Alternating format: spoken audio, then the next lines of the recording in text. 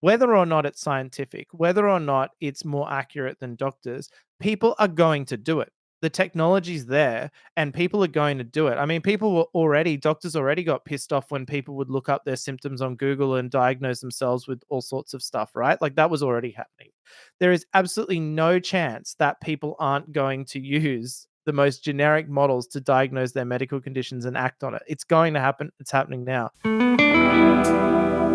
Chris, so this week, one paper that caught our attention was MetaGPT, meta programming for multi-agent collaborative framework. Now, not to be confused with Meta, can you explain what this paper's about and what excites you about it? Yeah, so it's something we've spoken about before, this sort of multi-agent mode where you've got different agents within a little world that all have a different role. And in this specific case, what they've done is isolated the idea of a software project, specifically building simple video games, and they've mapped out all of the different roles like CTO, project manager, QA engineer, and architect, and given them each very specific roles of what they're meant to do in the job. They follow a waterfall methodology and work through the project the way a real software team would. Yeah, I found it fascinating because we've talked about this on the show before, but we've also behind the scenes talked about it quite a lot that eventually you'll have a series of agents working together on a combined goal. And I know we've talked a lot on the show about our horse racing AI project, which I assure you we're still working on and plan to ship to you all eventually. But the idea that if you could have like an accountant for your horse race betting that keeps track of the winnings, and then you could have a series of agents doing analysis that can disagree for different Yeah, viewpoints. yeah, and, like, have, one side of it that's like, "Let's swing for the fences and just bet everything all on this race," and then another one that's like, "Oh, no, this race is more risky than the others," and, have different perspectives that it's held to that come to a better consensus. It's sort of, we talk in real life that often teamwork can actually give a better result than an individual working on something, and it's the same thing applied here, just automatically.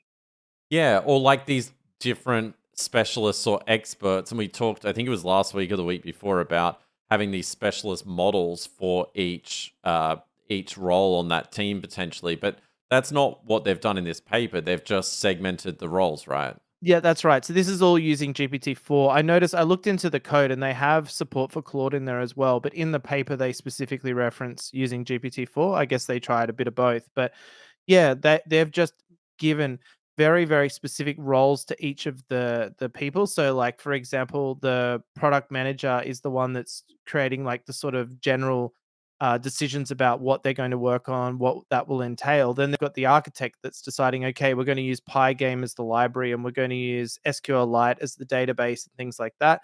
Then they map out what files need to be created. The programmer then writes the code, and then the QA engineer analyzes that and does code reviews. So they've got the whole full process in there that a normal software development team would follow, or one of the ways.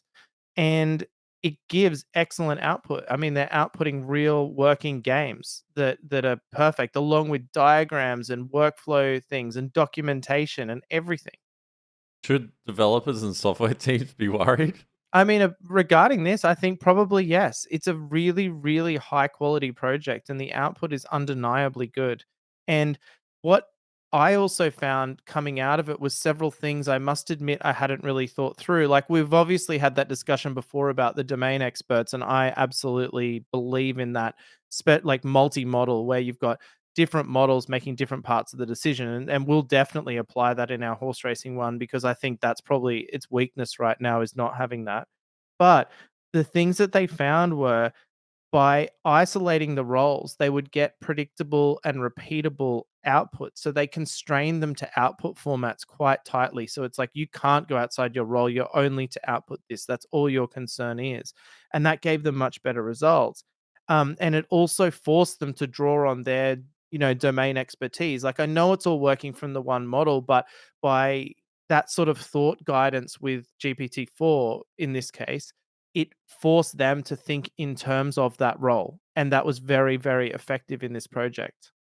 Can you see in future having a series of roles, like almost like a workforce of agents, and then you spin up a project, and then that project decides, okay, which agents do I go and pick? it's intelligent enough to identify which specialist agents it needs? Or do you think this is going to be at a project level? Like, I need to go and define the roles. Like, who is defining the roles? Well, I think in this case it was sort of hard coded, but I think in your example is probably the most logical conclusion of where it gets to, where it you give it a general task, like a complex task that needs to be solved, and it picks its team and it says, I'm going to use this person for this one for this because we know they're good. And the other thing we haven't spoke about is the idea of long term memory. And as the agents become more experienced, they will become better at their individualized tasks and become even more domain experts. And on top of that, the thing we've spoken about, which is them having an actual highly trained model for their specific skill set, then you're more likely to pick that one for that task. I really think this is the future of how we get really complex task solving by AIs or AI groups or whatever we want to So call them. can you imagine the architect that they call the architect in this case? I think he's like the CTO in this paper, right? Mhm.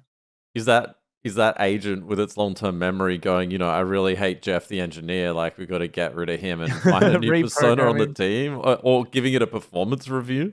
Yeah, I'd say so. I mean, the whole part of this project and why it was successful is at each step, when it reached each new role in the process, they would actually evaluate to say, are there any holes in this plan? Is there any problems with this code? Are there errors in it? And give feedback and actually go back to the previous step to iterate to get it done. So they had this idea of concerns where a specific role sort of subscribes to a message, and when that message occurs they can then take action based on that. So it really was a sort of collaborative thing with an iterative process. So yeah, I could absolutely see a supervisory agent ditching ineffective sub agents or whatever from the project if they're not working, and maybe trying again if it fails. Yeah, it'll be interesting if this is the approach that everyone now takes and how revealing this will be in the applications themselves. Like if you're using, say, ChatGPT to solve a problem potentially, is it going to just do this in the background and spin up Yeah, like like, roles? do they make it transparent and that's all happening behind the scenes, which I strongly suspect it sort of is to some degree with them with their censorship and filtering already? Or is it out in the open where you realize you're working with a team of agents?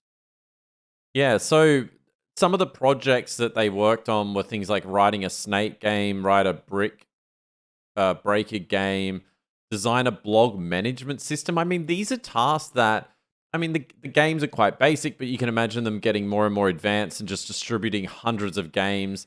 I think they said the fee, let me scroll down and find it. The fee Like to, $3 or something? yeah, $3 to produce some of these games.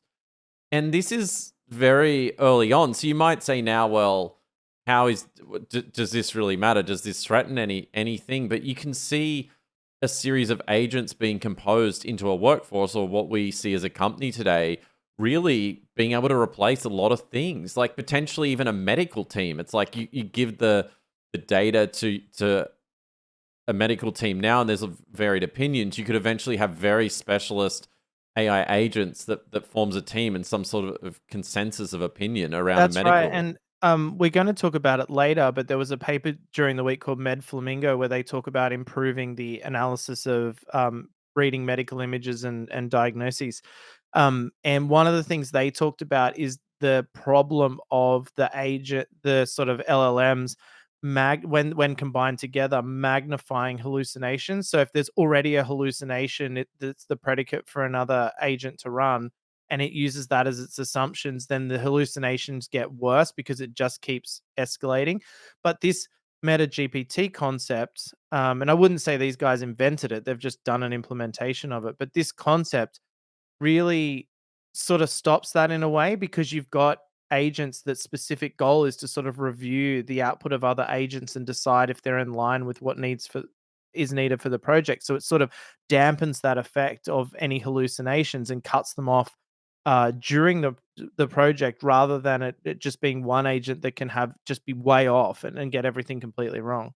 It'd be interesting to see how this scales out to more complex ideas. So instead of building like a Flappy Bird clone or a basic starter project out of some, web dev book, can it go and like set up Stripe billing? Can it go and like really do more of these elements and make decisions or think about scaling over time based on it acquiring its first users?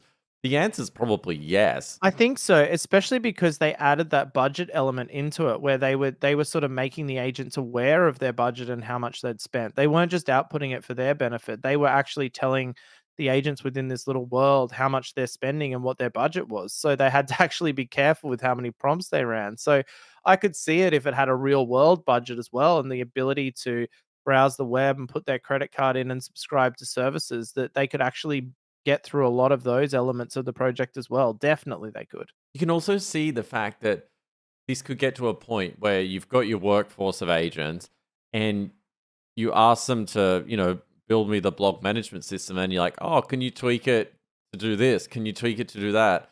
All through voice potentially. And then the project manager's like, okay, boss. And then they a few seconds later for another dollar have another version of it for you. Yeah, that's right. Like redo the entire project because I want to make a change. But yeah, and you can imagine these agents like renting themselves out on Fiverr.com and other systems where they've got these abilities, or like a whole team of people, whole team of agents who can do projects for you, modify your WordPress to do something or whatever it is.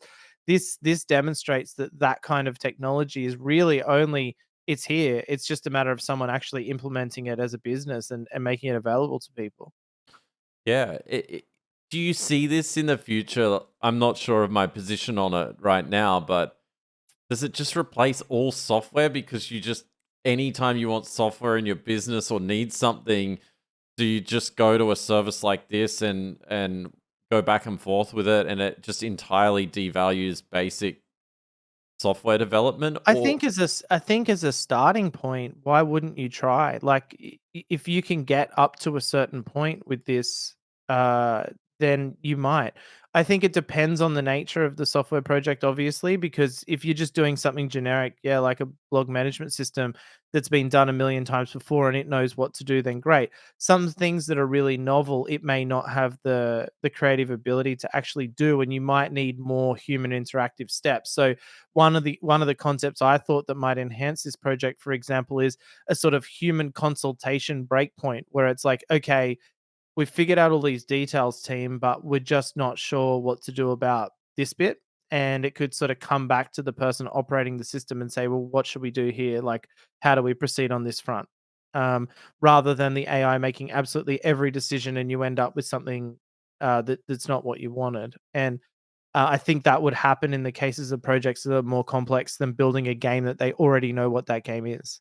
yeah, I see. Yeah, like filling in. I think it makes the case of upskilling organizations and people that work in them, though. I don't know if it's like full blown job replacement, or is it just greater efficiency as a whole. Well, I think the thing that I found striking about it, we've talked about code generation on previous episodes and how it's getting worse in ChatGPT and how that you sort of need to be a developer to know, hey, this is way off what I actually want. But because they've gone one step further and had the code review step in there and the unit tests and the sort of diagrams and knowledge of what this whole program is trying to accomplish, it seems to overcome the limitations of the code generation because it can iterate and improve it up to the point where it wants to get to. So I think it is a sort of next level in terms of code generation over just getting snippets. Like this is building a whole project, which is totally different to all the other code generation we've spoken about so far.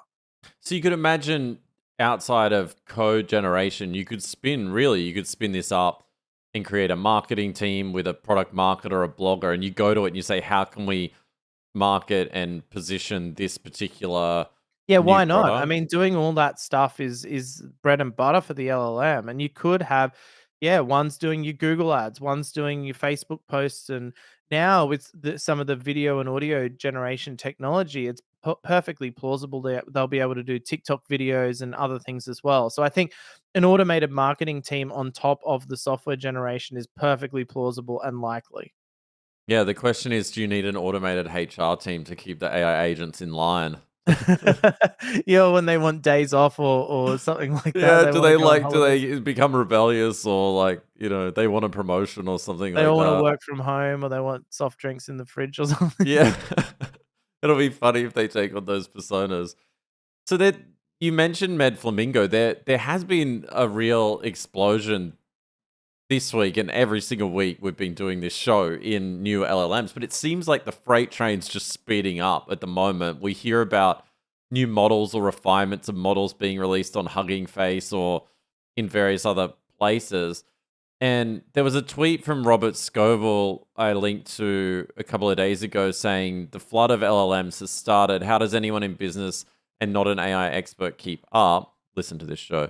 How how do they figure out what is good about each of their business? How do they figure out what is good for their business?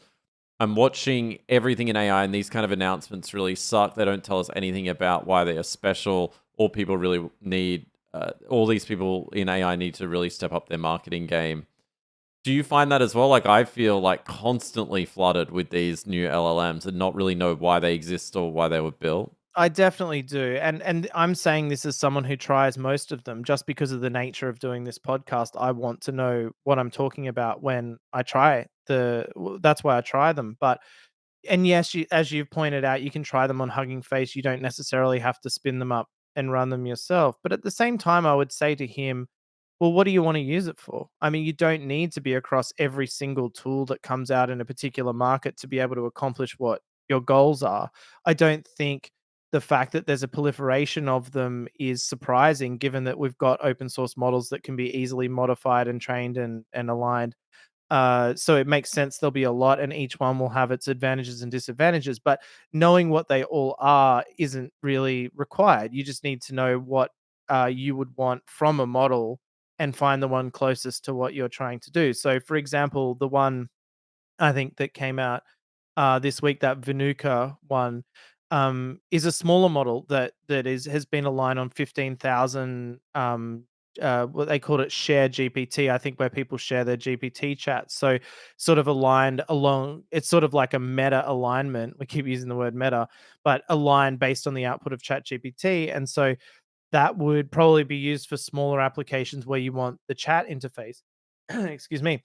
But there's other cases where if you're doing a classifier or if you're doing something for content generation where the chat model probably doesn't make sense for you. So you're really trying to find a model that's the balance between the cost, where you can realistically run it, and how aligned it is to what you're actually trying to do, rather than needing to know every single one of them for some reason. Like, I don't think you need to. Yeah, there's definitely a lot of confusion. I think he has a point around like just some of the names and terminology they're using for particular models and the fact that you don't really it is hard to tell which one to use, and then will that be superseded a couple of weeks later? I guess Hugging Face ranking these models and stars on GitHub and places like that are definitely helpful to developers, but I still find it hard to really push the capabilities of these models because, for example, this week we saw the I think it's L Lava. It's now got like 4,000 stars on GitHub or something like that, and that's actually a multimodal large language model with vision assistance, so similar to GPT-4 Vision, except you can ask it questions about an image. We've played around with it. It's okay. Yeah. But I don't know. I get the feeling that it would be good if there was a marketplace for the best models, even if you had to pay for some of these specially trained models. And we've talked about this previously, where you could just go and say, I want the best current vision assistant model, and then that's updated through an API all the time. I think I'm just describing OpenAI here. Yeah, but I think the thing is that these general models, I tend to have the exact same experience. You go try them out, they give fairly okay results, like decent, but nothing like that blows you away like it's so much better. I think what's exciting about the open source models is their ability to be fine-tuned and the fact that you can control them with no censorship, but in most cases. And and then cater them to specific tasks. I think as general models, you're just not going to get something that's better than GPT-4, for example, because the people training these just don't have the hardware to do it. So I don't think you're ever going to get one. You go, oh, actually, it's just as good as GPT-4. I'll use this instead. That you're not going to have that experience. It's more just the fact that other things exist that you can get in there and use if you've got a use case that works for them. I think it's really now about what problem are you trying to solve, and you've then got to go model shopping to work out what's going to get you the best value for money and best results depending on which you're trying to optimize for. So you did mention earlier Med-Flamingo. This is a multimodal fuse shot learner specialized in the medical domain. What's interesting about it is it's actually trained, if I bring up the paper here, on both images, so medical images and textbooks. So it's got both the visual reference along with all of the textbook content that your doctor or your specialist would actually go through, and they're able to show it images, describe the patient just like someone would come into a surgery and then ask a question like, what's the likely diagnosis? And it's incredibly good, Med-Flamingo, at getting this right over the baseline model that they used. Yeah, and they talk about in the paper that one of the hardest things in the medical space is getting the data for the training examples, which is why a multi-shot approach, which is where you give it, say, 3 or 4 examples, and then it can learn just from those small amount of examples, is so important because they're just not able to get vast volumes of data required to fine-tune it to specific problems. So if it can take 2 or 3 examples and give results that doctors are fairly happy with, which it is what it's doing, then that's a way they can get it into practical use sooner, at least as an assistant to the doctor, or a second opinion or whatever you want to call it, without having to access vast amounts of private medical information that's going to be hard to come by. You can see why this will work well eventually, in that if you give these models all of this data, all of this image recognition, obviously they can consistently take in much more than any human could, no matter how smart your doctor is in terms of Mhm. diagnosis, and then also just understanding, what the best treatments might be at any given time. It's interesting. Someone close to us had a medical letter from their doctor that it was really hard to understand last weekend, and I took a photo of it on my phone, and then I was able to use that Apple where you can just like cut and paste the text from the image itself, and I added that into ChatGPT, I think, and it gave me such a clear summary. I'm like, explain it to me like I'm 12, which is always a great prompt to use. And the explanation was just so clear. It gave other references. And then I asked it more questions about that diagnosis, like what could be the potential cause or treatment, and various other questions. And a week later, one of the main things it suggested, the medical team in charge of this person suggested the exact same thing. So I'm not saying it's perfect, and it obviously that's just pasting it into a standard model, but it helped explain the problem better. Yeah, and I think it's another reference point. It's a sanity check. You don't want to, when you've got a life-threatening medical condition or any medical condition, you don't want to go to a single doctor and place 100% faith in what they say, given the absolute extensive amount. And I forget the word. There's some cool word starting with I that when it's a medical doctor mistake. But basically, if you go to a hospital, there's something like a 40% chance that a doctor's going to make a mistake that affects you in adverse ways, right? Like it's a really high chance. And a lot of those are around prescribing the wrong drugs and things like that, or adverse reactions to medicine. So having a second opinion, regardless of whether which one you trust more, just gives you that moment of pause to say, hey, is this right, or is there an alternative here? Because one of the things that, especially in America, they're not allowed to do, the doctors aren't allowed to give you natural treatments for things. They're only really allowed to prescribe you stuff from their playbook. Whereas I can see AI models, especially the uncensored ones, going, "Hey, did you just think about changing your diet here? That might actually help you," for example, and giving you just an alternative perspective, so you at least know to get a second opinion or something like that. It's not just this static thing where you have to blindly follow it. You've got options. Yeah, it was interesting on the medical front as well. There was a paper, I had it up on the screen a little earlier. Ethan Mollick tweeted about it. In this study, AI was more accurate than two-thirds of radiologists. Yet when radiologists had AI help their diagnosis, their diagnoses did not improve. Why? Humans ignored the AI's advice when it conflicted with their views, a big barrier to future human AI collaboration. Yeah, we'll just take the human out of the equation and solves that problem. But yeah, I can see that. I can see it happening for that reason. But that's partly why you want a sort of caucus of experts, right? Because an expert, you kind of gotta say, well, if I'm trained as a radiologist and that's my level of expertise, then I should really act in line with my training. Just because there's some tool out there doesn't mean I'm just gonna defer all of my decisions to it. So I kind of get where they're coming from on doing that. But as the person who's being radiologized, I would like to get both opinions and make my own assessment as to which one I'm going to listen to. Yeah, what I found interesting is, and I'm not sure I agree with the conclusion, but in the conclusion abstract, it says, our results demonstrate that unless the documented mistakes can be corrected, the optimal solution involves assigning cases either to humans or to AI, but rarely to a human assisted by AI.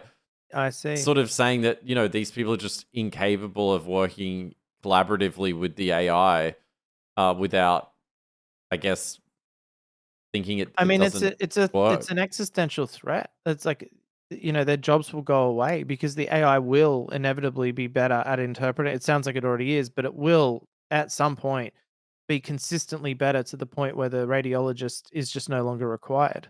I would assume. I think a big part of it is that resistance, and I can totally see it. I mean, at the start of this episode, we have talked about a paper that outlines building essentially a software development organization, producing working software right now today for $1.40, Yeah. and that's today. Like, and this is moving so rapidly. And so that's okay, that's software engineers. Now we move on to doctors. And what are doctors? They're just big knowledge bases, really, and pattern recognizers. What does AI do really well? Knowledge aggregation and pattern recognition. Yeah, you're right. Exactly. I mean, that's literally what it is. It's a lot of rote learning and a lot of memorization of textbooks, and they're just a reference thing. Like, I see this and this together, then therefore it's this disease or whatever it is. And I don't want to belittle the industry or anything. I know there's more to it than that, but it's more like you say, this is right in the AI's wheelhouse. It's what it's excellent at. It's really, really good at classification. We've always said that from the start. And that's really just what it is. It's a classification challenge and it's excellent. And now that we've got proper multimodal, you can see that it can really perform that function. I mean, to the point where we're seeing with the newest models that voice recognition is going to be a core part of the models, like straight from audio to interpretation without the text layer in between. So if you have the textual description of a patient, you can hear them coughing, you can hear their lungs, you can hear their heartbeat, all that sort of stuff, and you get X-rays and all the different scans and stuff. The AI is going to be so much better at holistically evaluating that information than any human could possibly be.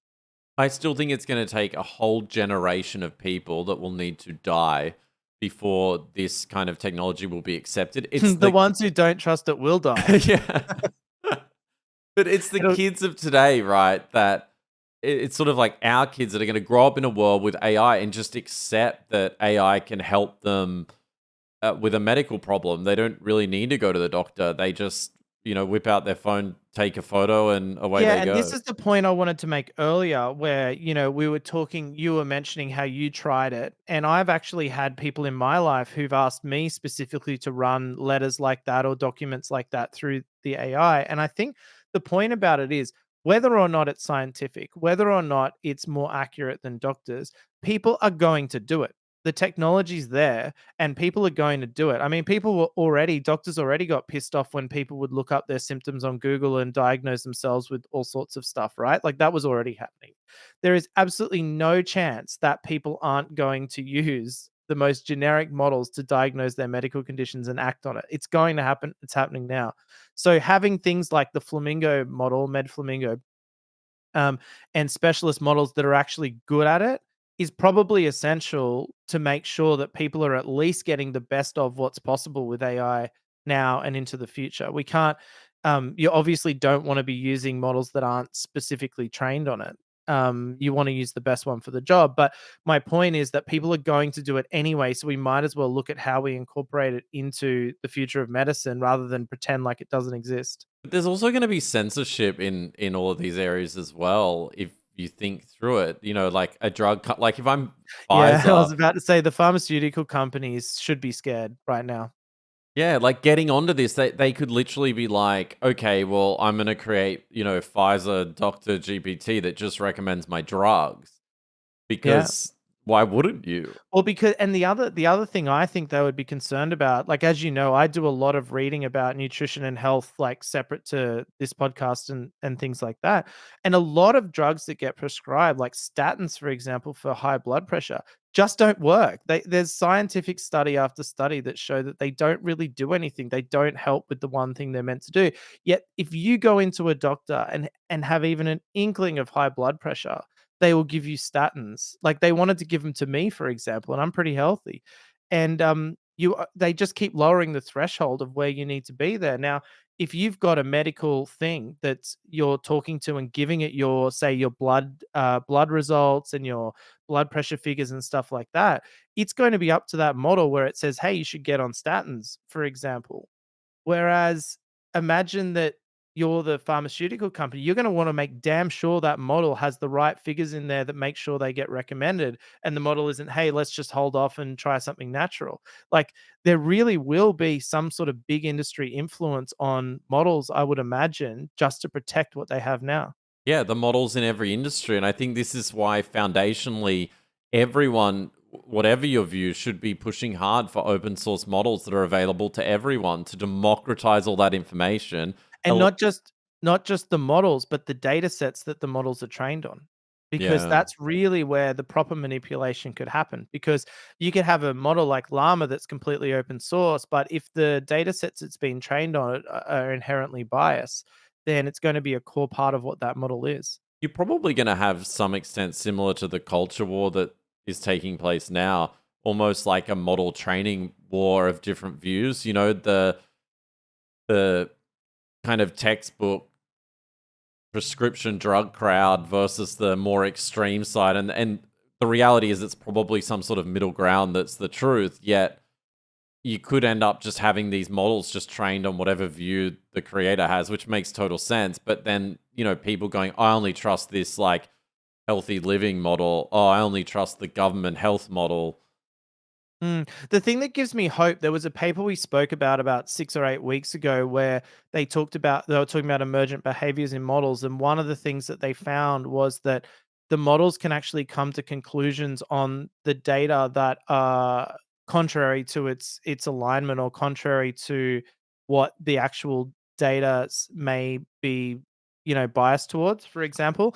And so I wonder if on the very largest models, if it does get all of the data or like as much as is out there, it will actually naturally come to better conclusions than any bias could potentially be on there. But it again comes back to the whole alignment thing. Most people, almost everyone who interacts with the models are going to interact with aligned models. No one is going to be using the raw stuff. So therefore, it really will be about who controls the alignment, that who controls the knowledge. And one of the things we've been talking about just off podcast is this idea that the future of the internet and the future of our interactions are probably going to be very agent based rather than look up information, do your research, and then come to your own conclusion.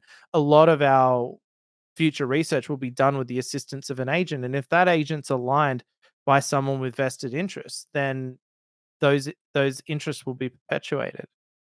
So, on the medical topic, that guy, the guy that like bought the AIDS drug and charged heaps of money for it and then Oh, got jailed. Skrzlecki or something like that. He's Yeah. like the most hated man in the world or something. So he's announced Dr. Gupta AI, a virtual doctor chatbot. And so I haven't even checked it out, but so you can see it's kind of already happening, and the internet villain himself has released it. Why would you like maybe release it in someone else's name? I don't really know his backstory if he's like truly a bad guy. From what I've heard, it sounds like he is, but It's interesting. A doctor on Twitter said LLMs shouldn't be used to give medical advice. Who will be, this is the biggest concern, not like how will humanity benefit? Who will be held accountable when things inevitably go sideways? But And doctors aren't held accountable now when things go sideways. The amount of medical mistakes that are made, they're not all prosecuted. Like, I don't think that, I think that's a moot point. I mean, But people, my if people, larger point is just that what happens is, and similar to the software example, is the people in the industry just don't want this. The radiologists don't want mm, it because it's going to disrupt their entire job and workflow. The software engineers, I mean, the probably are in. Hollywood dudes, I don't know if you've seen any of those speeches, but they're like, "Don't let robots take our jobs," and stuff like Yeah. that. Well, they said this week that apparently in a lot of films now, they're all the extras in the background, they're just rendering with AI. But I mean, they've been doing CGI for so long. I'm not sure how Yeah, I mean, like, what, impactful. the dinosaurs have all lost their jobs in Jurassic Park remakes or Yeah, something like yeah, that. literally, that's sort of the point. But anyway, I just think there is going to be a lot of resistance, and that resistance will probably slow adoption down and slow people's trust. Yeah, but resistance of the people who it's going to damage. As I pointed out earlier, I think people want, like, people will do this. They're inevitably going to do it, and the people who provide the tools, like this guy, are probably going to get decent business out of it. I mean, I'm not saying his one's good or bad. I haven't seen it, but the point is that I think, like that line in Jurassic Park, to bring it back to that, nature finds a way. People are going to bash down the doors to get access to this, rather than having to say, like, if you live in underserved areas medically, say you live in the country, say you don't have ready access to medical stuff, or you just don't want to pay the money, people are going to use these things 100% as often as they can. Like, if you can take a photo of your injury or describe it verbally to a virtual doctor at home with complete privacy, as if you're not going to do it. Imagine if you've got some sexually transmitted disease or some other embarrassing ailment. It's going to be far preferable to speak to an AI bot than to go into your doctor and, show them the goods or whatever. Yeah, I couldn't agree more. I think that's the first thing it'll be used for. It's like the places that added self checkouts. People started using protection more because people weren't afraid to buy condoms and things. Like, Yeah. Yeah, and see, the other one is, like, they talk a lot about early detection of medical, uh, issues, like, if you detect certain things earlier, then early treatment is more effective. I'm not sure how much I agree with that just on a personal level, but if you can sit behind a webcam like I am now every day, and it takes a photo of me, runs it through the scanning models or whatever, and it's like, "Hey, that's a melanoma," or like, "You ought to get that properly checked out one day." That is really going to have a positive impact on the amount of early detection, which may actually boost the medical industry. But it's the sort of ongoing casual thing for things that people put off. Like, it's natural to put off wanting to go and get things checked out, but if you've got something that's passive, or at least something that's very low resistance, then you're probably more likely to do it, I would say. yeah, it makes it more accessible. And I think medical costs are skyrocketing around the world, no matter what country you're in. And so it could also Mm. disrupt and bring down those costs dramatically. Yeah, I think that's right. With raising interest rates, at least in the Western world, cost of living's going up. If you got to pay $180 to go to the doctor to get something minor checked out, and you can do it for $1 on Skrzlecki's thing, I think a lot of people would choose that option. Yeah, and now the concern will be, what if it misdiagnoses? What if it hallucinates? And things like that. But as you said, I mean, I know people, I'm doing it. Everyone is already doing They're this. going to do it anyway. And I think the other thing that we have to remember is doctors, while they are revered in society, they are not infallible. In fact, they make mistakes all the time. It's extremely common. So to act like, okay, the AI hallucinates from time to time, therefore it's not 100% perfect, therefore we can't trust it, is just not a valid argument when comparing them to real world doctors. I think in other spaces, sure, there's areas where hallucinations are really serious, but I just think in this one, it's like you're comparing a fallible thing to a fallible thing. They're both gonna make mistakes. Which one are you gonna go with? And I think that some people will choose the AI. Isn't it just inevitable, though, that we as humans just start working on much higher level work? For example, for basic diagnosis, I can imagine literally having the capability at home from your phone or your watch or whatever it is in the future that can help with the diagnosis process.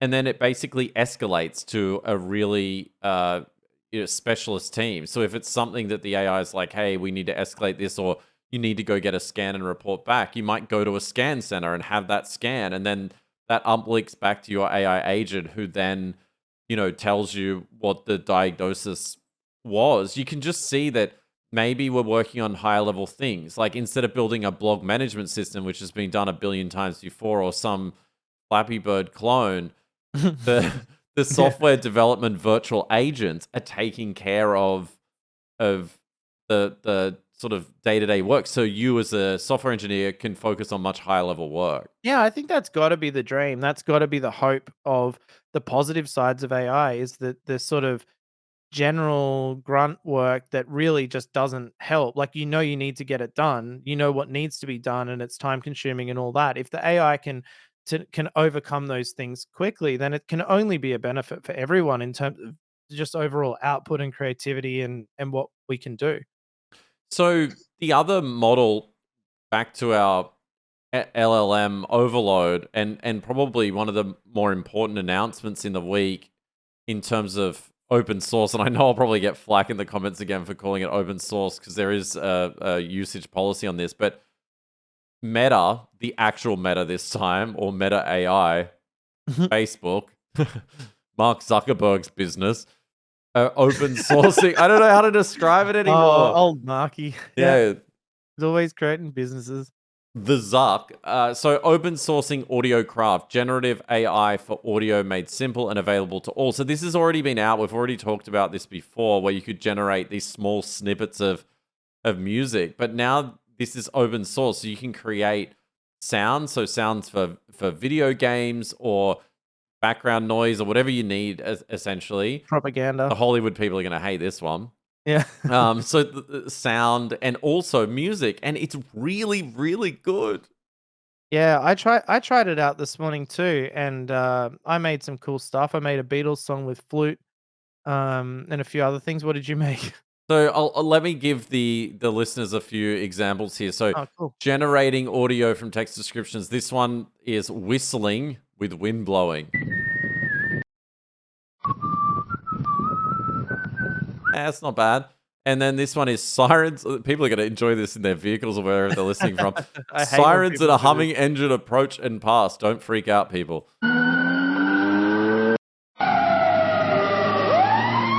I mean, it just sounds absolutely real. Is this all the crazy stuff they were creating for the metaverse behind the scenes? Yeah, I guess that's probably what it's for, and what I really struggle with these ones just personally, I guess it's just not an area that affects me, but other than the metaverse, I'm like, "It's cool, but what are you gonna use it for?" I think all sorts of things. For example, if you want to interact with what I like to refer to as the analog world and have a phone call where you call a restaurant and Like, you make wanna a yeah, booking with your yeah. agent, and you want a bit of fake background noise to make it feel a bit more human and real, you could have a series of sounds that you're generating that sound local. Like, for example, Like a baby crying in the well, background or something. okay, so this is one way of telling location, right? So if I'm in New York, fire truck sounds a lot different to here in Australia. That the Yeah. sirens are completely different, as opposed to if I'm in Europe, their sirens sound completely different again. So that could be one way that you can sort of localize the content, or even localize the content in a video game potentially. But in terms of like multimedia and creators that are working on YouTube videos, it takes the cost essentially to zero for background sound, stock audio. Mm. Uh, yeah, again, high level work. Like you don't need to accessibility as well potentially, where people don't need to be able to afford to pay for like iStock or Adobe stock in order to create whatever they want to do. Yeah, yeah, I definitely see that, and I think the music generation one, I definitely can understand more in terms of just coming up with ideas for new music, using it for video games, using it for YouTube videos, just anywhere, like, it's always helpful to have background music or and things like that. And one of the cool things you can do with their music generation one is give it an existing tune or melody or song, and then it can modify that into a particular style, similar to what we see with the image to image stuff. So I can see that being really cool as a creative outlet as well. Do you think Spotify's future business is completely cut out the musicians and creators because they got to pay them a really large cut today, right? Like 70 or 80% of all Mm. the membership fees. Do you think in like a decade, music gets so personalized and people are just creating their own music, or Spotify's just generating music it knows you like to slowly get you to listen to more AI music to get their profits up? I don't know because I'm not even close to an expert on music, but the only thing I can think that would stop them is music and TV shows and things like that are somewhat of a shared experience. Like, "Oh, you like that song? I like that song too." I don't know how that happens if everything is completely unique and there's just nothing ever the same. Okay, So but what if it creates a unique. So people share playlists today, and they're quite unique. I create playlists all the time on Spotify and share them, and people listen to them. And right, so you're like, "Here's music I actually generated here's myself." music I either generated or Spotify's algorithms just globally generated that I've gone through and handpicked and curated. And here's my selection of sounds that I like. I'd definitely try it. I mean, yeah, I don't know. It's very interesting, but clearly right now they're doing what 12-second clips or something like that. That's obviously got to get a lot higher, but as we've seen with everything else, these things are inevitable. I just I can't help but think here. Imagine if every like you go and listen to new music today on Spotify in their like for you section, and the various competitors have their own different like recommendation engines like that. But what if, I'll go through that list and there's like two songs every week. I'm like, they're great. I'm going to add to my playlist. The rest are junk, basically, or throwaway music. Yeah. What if every song on that list every week was just so good? You were like, yeah, had it on repeat all the time. I mean, it's potentially going to happen. Yeah, it's interesting. And like you say, it probably will happen. Someone's going to try it and people will want to see what it's like. So maybe these Hollywood guys are onto something. Like they really are panicked, and they're like, but now they've upset the software engineers potentially, the doctors, the Yeah. stock Like image people. they're Like, sort of like the people fighting in the front lines of AI replacing their jobs, like the ones who are most vulnerable, and in most of those cases, they're people who are highly trained. I think that's the real thing. Like if you were working at the front counter at McDonald's and they replace you with those computers, which they basically have, then you're like, "Okay, well, it's a low-skilled job, I'll go get another job." If you're a doctor or you're a Hollywood actor, there isn't exactly many close alternatives that require that level of training. Like they've trained half their like I know a guy who's well, I guess surgery is probably gonna still I would yeah, hope still be human based for a little bit longer. I don't know if I'd trust the robots that much. He's hallucinated and chopped your head off. hallucinating. Like, oh, I thought that was your foot. Whoops. Oops. But yeah, so I think that, but just the time it takes and the effort it takes and the sacrifices doctors make to get where they get, to have that sort of being like, "Yeah, nah, don't worry, the, Meta's latest model can do that." That would be threatening, and that would be upsetting and tricky to deal with, and I could see why you would resist it, and maybe it's the same with music creation, I don't know. Yeah, I just think there's a big, large group of professionals and highly trained professionals, lawyers, doctors, all of these people. And I'm not talking short term here, I'm talking much longer term that AI's going against. And as you said, nature will find a way. People are going to probably use these things anyway. It may just lead to a lessened demand for these services as opposed to a full Well, replacement. yeah, my thoughts turn to school and what if you have careers guidance or something like that, what are students thinking who are, say, 14, 15, 16, or maybe even a little bit younger than that when they start to think about their future job? Like, you really got to be thinking carefully. By the time I spend 10 years training as a professional, will this job still exist or still be as prestigious or as valuable? Yeah, well, I mean, we both got an email from a listener that was saying the same thing. They had their I think son or daughter graduating from high school, going to take literally a year off to figure out like what is the best thing that I should dedicate my time to in terms of education because of how disruptive AI is becoming in every industry. I Yeah, guess the that's real right. question is how quick does this happen? I think it's going to just take so much longer than we think because you got to go build all these things. Yeah, and it's gotta also filter out into the actual real world in places like medical industry especially is full of regulations. They're not just going to whack in an AI radiologist and just swap everything out in a weekend or something like that. So, yeah, I think that a student who's 18 now is probably fine in terms of their career, but like you say, we've got to think about the long-term implications of this stuff here. But we don't have to, we want to. And I think that yeah, at some point this has to enter the discussion at the schooling level as to whether you put your time into it or not. Yeah, and Someone will be the last radiologist. I think also schooling. I mean, you can see like, wouldn't you want your kid trained by the best teaching agent in the world? I'm already learning every day now from AI. Like become the best educator for me in my whole life. Like Yeah, I can and, ask it anything. definitely my kids who are 8 and 9 will say, "Can you just ask the AI? Can you just ask the AI?"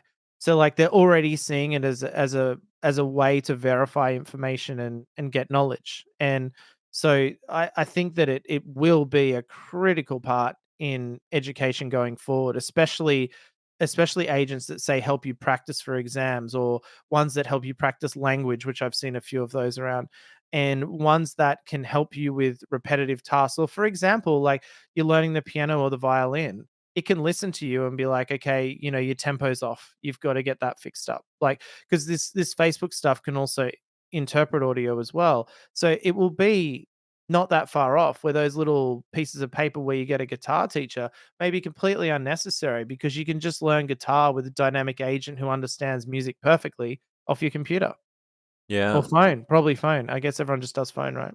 Or will you like learn just how to create like music prompts? Like I'm Yeah, really don't even bother with strings. What are you talking yeah. about? Like Just you don't need an instrument.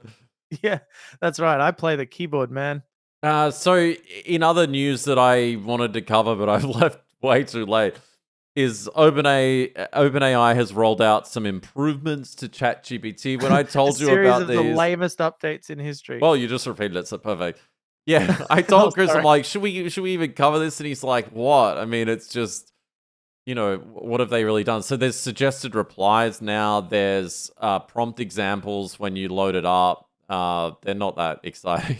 I mean, we've just seen some guys make an entire game using $3 of GPT-4 credits and a caucus of agents, and these guys have added a suggested reply button. I mean, it's really basic web app stuff. It just seems like why even announce it? I don't get it. My only thought is they're working on something much, much bigger behind the scenes here, like the true sort of, one agent to rule them all. And these are just incremental updates that are pissing off their paid users, which are funding them right now. For example, making GPT-4 the default model if you're a Plus user, uploading multiple files that you want to analyze to code interpreter. But the interesting thing for me is so many people have emailed in to us and tweeted and all sorts of things like that saying they've quit their Yeah. GPT It's Plus and when you read subscription. the comments, like, on that announcement, they're all just like, "Oh, can't you just make the code writing better like it used to be? Can't you,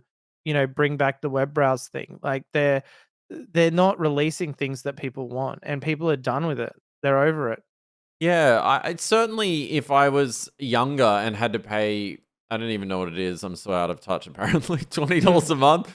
Uh, then I wouldn't do it. I would just go to Bing or one of these other services that was relatively free. If I could get a better service than to pay them. Yeah, that's right. They're not the GPT-4's abilities aren't that much better than the others, and I guess Bing sort of is GPT-4 anyway, isn't it? So it's you're not really gaining a lot over the other stuff. And I think that's the thing. We've spoken about this before. They really need more of an application layer around what it's doing to bring the value to earn the money there. Everyone else, if they're hardcore, they're just using the API anyway. And if they're casual, like you say, there's alternatives out there that are free and almost as good. In terms of your like thinking about your kids, because my kids aren't at an age where they can even really use a computer. But thinking through your kids, do they see ChatGPT as when they say the AI, or do they not really have a sort of branded concept. No, they don't have that sort of unfettered computer access yet. That's too young for that. So if they're doing it, I'm putting them in front of it. Like I'm setting it up for them, so they wouldn't know what they're using, at all, no. So Yeah, so you but wonder, does it become like Google to them, like when we were young and Google first sort of became the main thing eventually?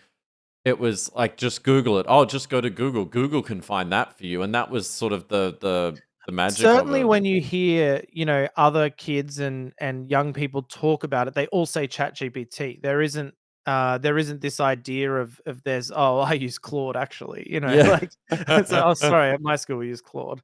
No, nothing like that. So, yeah, I would think that the go-to for almost everyone is ChatGPT, but I don't think, just like the search engines when they came out, once something better came along, there's no loyalty. No one's gonna stick with them just because of the name or something Do you like that. think Claude, like, it's sort of like, I think it's a great product, and I've got some comments about it, but do you think it's like the Ask Jeeves of our Yeah, time? maybe Scoble's onto something with the marketing. It's like Claude is like the highbrow upper class AI, and you use ChatGPT in your household? Oh, Yeah. that's disgusting. But so interestingly, this podcast started. The first ever story we told was about me writing custom Batman stories using um the, like API at the time, because I don't even think ChatGPT even existed when I started doing this.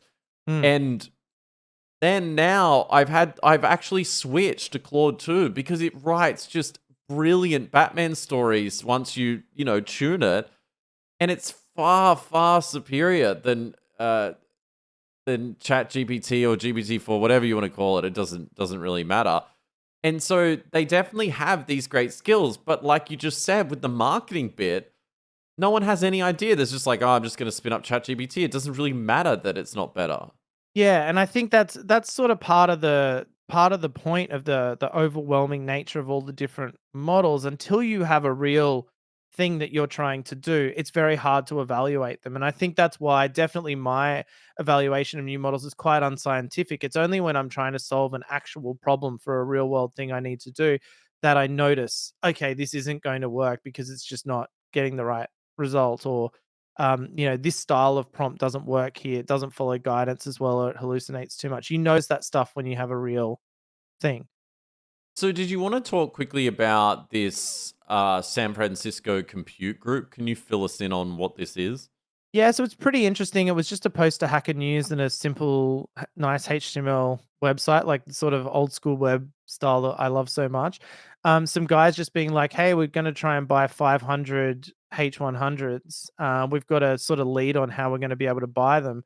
It's almost like a cooperative, like everyone's buying a share in it for a certain amount, and you will be able to sell your share later if you want. And the idea is that they do a collective buy of these machines, set them up, and the general idea is if you've got some burstable AI training, which most of it is, and say you wanted to train something that might take a month to train on a single H100, but you could do it in 2 days if you get half the cluster to yourself or something like that, then that would be available to you just to help startups in general. So it's this sort of like, collective hardware buying that they're going to work together on. So, do you think the core user of this is startups and companies trying to train their own That actual model, or is it just fine tuning that this would be mostly Well, used for? probably fine-tuning. I would say there's some people trying to build them from scratch, but I would say the majority of it is going to be taking existing models and then a bunch of data and training it, or, a bunch of alignment stuff, whatever, and training it so they can say, "We've now got our Med-Flamingo. We've now got our, expert one in guitar tutoring, or our expert one in whatever field people are going for." That's what I imagine a lot of the startups are looking at doing, is having proprietary models based on the open but not open source ones, where they can say, well, we've customized this with our data and fine-tuned it, and therefore it's valuable. But it's interesting because I've been looking at Lambda, the Lambda ML or whatever it's called, where you can spin up H100s in different servers, because they're always emailing me saying, oh, we've got a server available today. But when you go on there and try and spin something up, as of today, this morning when I checked, they've got nothing. None of their servers are available. No spot instances, no reserved instances. You can't get a single one. if you go onto Amazon and look at their machine learning options, a lot of those are either unavailable, like the ones that have eight H100s, for example, and the smaller ones are like pretty expensive and they're not available in all regions and things like that. So the actual availability, like it's all very well to say, oh, just use the cloud and train your own model or whatever. But the truth is, right out there right now, if you do want to train one of these massive large language models yourself or do heavy fine tuning on one, oh, sorry, not even heavy, do any fine tuning on, say, Llama 70 billion, you're going to have a hard time finding the hardware to actually do it. So I can see why things like this exist. I don't know what their goal is with it, other than what they say, but yeah, the hardware availability is an issue. Yeah, and for people that don't really know, this is one of the big bottlenecks of the advancement of AI right now is that especially in Silicon Valley, you've got people speculating around who's getting the next batch of A100s next. It's become almost speculative about, how many H100s H or A. I always get this. H100's the new better one. Yeah. A100's the previous one, which is still great. Yeah, and But so everyone's speculating like how much compute power does OpenAI need to train GPT-5? We saw this week as well they registered the trademark for GPT-5, which surprised me. I thought who they would have might already own it. who would have seen that coming? What a shock. Breaking news. Yeah, they know Eh, Elon Musk just making up funny names for things or renaming stuff. They're just sticking with the numbers. but they have, I mean, that letter that leaked and was soon deleted said that there is that compute limitation for them as well. And they are yet to release fine tuning for GPT 3.5 and 4 of their models as a service. And their community manager or developer relations person announced this week that that would be coming later in the year. So it seems like the more availability of this hardware, the more we will see. Yeah, I think it's definitely a case now where some of the things they're not releasing are just because they simply can't support it at the hardware level, rather than being some conspiracy or them not wanting AGI to take over the world or something like that. Yeah, it does just seem like that limit in compute. And so, finally, some news that I thought would really excite you because you've been talking about this for some time is a letter leaked this week that said Google Assistant is getting an AI makeover, which I'm pleased to hear as well for someone who has these devices all around my home. Yeah. And in the letter, it said, since we launched Assistant 7 years ago, we've built great experiences for blah, blah, blah, all their corporate speak. Uh, and we've heard people's strong desire for assistive conversational technology that can improve their lives. As a team, we need to focus on it. Uh, basically, to summarize it, they're looking at putting generative AI in the Google Assistant at some point in the future. So finally, that thing will not be as stupid as it currently is now. Yeah, and the problem in it, I'm very keen to see them solve because it's something I've been thinking about a lot, is the maintaining the context of a conversation when it's unclear if the following statement or question relates to it. So, like for example, if I asked it for a recipe for pancakes, which is like the main use of Google Assistant, I think, I ask it for a recipe for pancakes, and then I go, "Oh, can you make it a bit shorter?" Right now, those assistants have no idea what the hell you're talking about. They'll be like, "I'm sorry, I don't know what you're talking about." Presumably, a large language model can easily handle a thing like that to know, okay, they're referring to the recipe. But then if I ask another question that's about something unrelated, how does it know to enter a new context and know what the object of that context is in the ongoing conversation? Because I think this is definitely a problem that needs to be solved in the sort of interactive agent paradigm. It's like you need to be able to handle follow-up questions in a conversation context. But if I then speak to you about, like, ask you the weather, I ask what the surf's like, and then I want to get back to talking about pancakes, how's it going to maintain that context? Yeah, And can it? it'll be That's what. interesting to see how deep the implementation is, or do they go really bold like ChatGPT and just unleash it to the world, or do they go in these tiny sort of corporate protective steps like Google usually does, where it's like today we're adding a little bit more context and it's just not that exciting. If I Yeah. was them, I would go all in. I would give them out for free, and I would try and wipe ChatGPT out in the home because I think the thing that would make it huge is if they made it so there's plugins and people can make and deploy, Alexa skills. You know how you can add things to Alexa that it can do? If they had that with LLM capabilities where you could plug in your own sources of knowledge, your own agents, or, some sort of concept along those lines where you can really expand it, I would be so excited about that. That would be absolutely amazing because And there's sort of getting the speech recognition. Like, I know all this tech exists, the speech recognition, speech generation all exists, but getting it all in a device that's cheap and anyone can have, and it's sort of commercial, is hard. And so having that technology and then being able to extend it, like where you could add capabilities for someone, would be huge. yeah, I also think that the future of how you interact with businesses will change as a result of these technologies. For example, if you have to book a flight right now, it's painful. Like Google Flights has made that simpler, right? But you've still got to fill in all the form fields, pick the right dates. And often I don't care when I fly if I'm going on holidays. I'm like, I can roughly take this time period off. Just give me the cheapest flights that Yeah, not is to direct. mention if you go to book it, get distracted by something else and come back, they'll raise the prices just to screw you. Yeah. There's all that element to it as well. But if you had the agent where you could go to the airline you fly with, like United in the US, and talk to your Google Home and say, "Hey, I want to go on a summer vacation. These are the destinations I'm interested in. Figure it out." Mm. And then it's like, "Here's some options, and maybe there's some audio visual experience with it."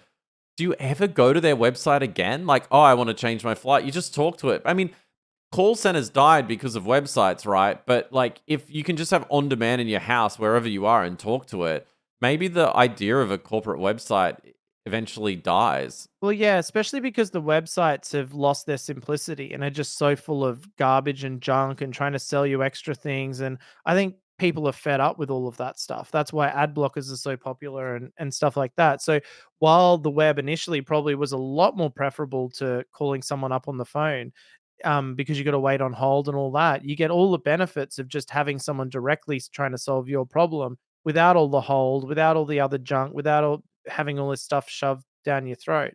I think it'll be really popular if it can get the whole job done without having to, like, okay, now you got to go fill this format. If it can take you from start to flights booked and you understand exactly what's going on, people will use it.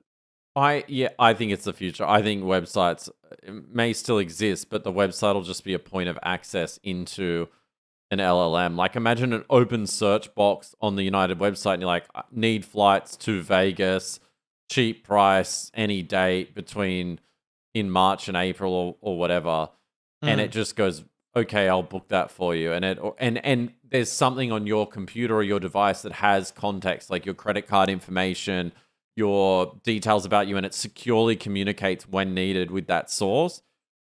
Uh, and that could be delivered through a Google Home or something that's Yeah, always it's around funny, you. that's sort of another probably, like, business idea, is a sort of context passport kind of thing where you can have all of your information securely stored that is context for large language models that you can then authorize it to use. So it's like, "Okay, I'm ready to make the booking, bang, here's all my kids' names and date of births and passports and all that stuff. I now grant you access for 10 minutes or something to complete all this." It uses that context to complete the transaction, then it goes away. Because context will be so important to the value of these bespoke agents like this. Yeah, I think that needs to exist. How painful is it sharing that information? Then it's getting like stored in a big database, and that company's using that information. If you could securely transmit the data and then sort of pull that access away after they've done what they need to do with it, that would be a great way to enforce a bit of privacy in this brave new world instead of knowing like every large language model. Yeah, and you don't wanna be like every single prompt has your passport number in it just in case it may need it. Like, it really needs to be a specific action on your part rather than a sort of on, like, telling it what the day of the week or the weather is or something like that. Yeah, I just think the first airline or website that starts to do some of this stuff and just changes the interface of the web, that's going to snowball really quick once someone does this, and I think you'll see it everywhere. Everyone will start to do this kind of thing. Yeah, agreed. All right, that's all we have time for this week. Thanks so much for listening, all your comments and feedback we get. We read all the comments and the reviews, so we really appreciate them. I apologize if you've been watching today. My camera, for some reason, is turning on and off, so you've enjoyed quite the light show. But whatever, you don't really need to see me. Thanks again for all your support, and we'll see you again next week. Goodbye.